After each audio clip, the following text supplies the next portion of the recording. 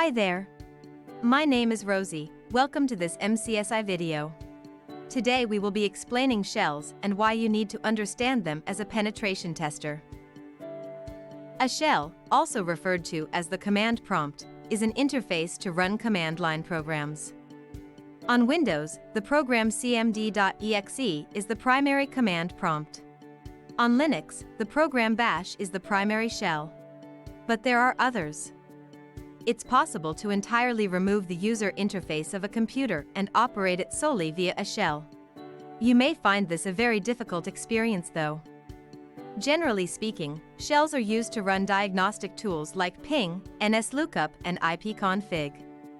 They are also used to run programming scripts in Python, Ruby, or Perl.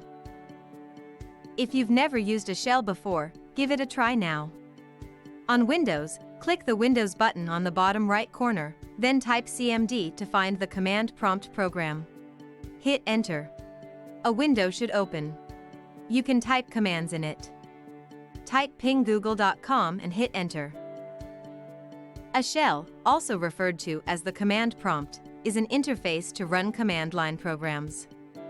On Windows, the program cmd.exe is the primary command prompt. On Linux, the program bash is the primary shell. But there are others. It's possible to entirely remove the user interface of a computer and operate it solely via a shell. You may find this a very difficult experience though. Generally speaking, shells are used to run diagnostic tools like ping, nslookup, and ipconfig.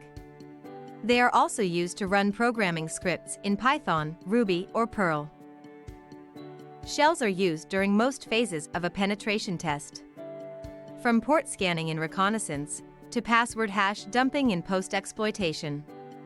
Penetration testers have created hundreds of command line tools to test applications and networks. Many of these tools are written in Python or Ruby. Install Python. Download wfuzz and run it against a website of your choice. This simple exercise will teach you the basics of running penetration testing tools. During a penetration test, you will be required to operate machines remotely. Here's a practice exercise. Start 2 Windows virtual machines. One machine will be the attacker, the other machine the victim. Download the sysinternals tool psexec on the attacker machine. Use it to run cmd.exe on your victim machine. Obtain an interactive shell on the victim machine. Some of the best penetration testing tools do not offer a graphical user interface and must be run through a shell. Learning how to use shells will open you up to a huge library of tried and tested tools. Take for example Metasploit. Containing over 2,000 exploits, the ability to use Metasploit during a penetration test puts you at a great advantage. Tools are used for all types of penetration test, during all phases, across all operating systems, and to perform most tasks. Give some of these command line tools a go for yourself.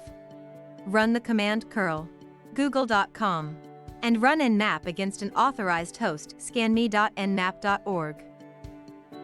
The most important thing any penetration tester can do is to read the manuals of the tools they use. Reading the official documentation of scripts and tools will help you understand the intended use.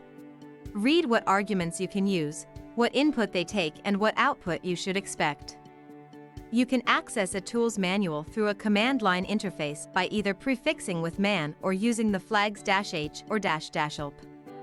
Tools and scripts generally come packaged with a README file too. Have a look at powerup.ps1 on GitHub. You will notice there is a readme.md file in the repository.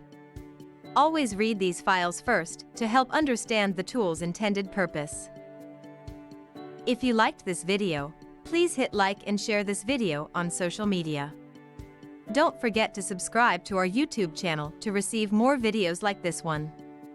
Join our online community of students learning useful cybersecurity skills if you haven't already. To register for a free account right away, go to our website. Happy learning and see you soon!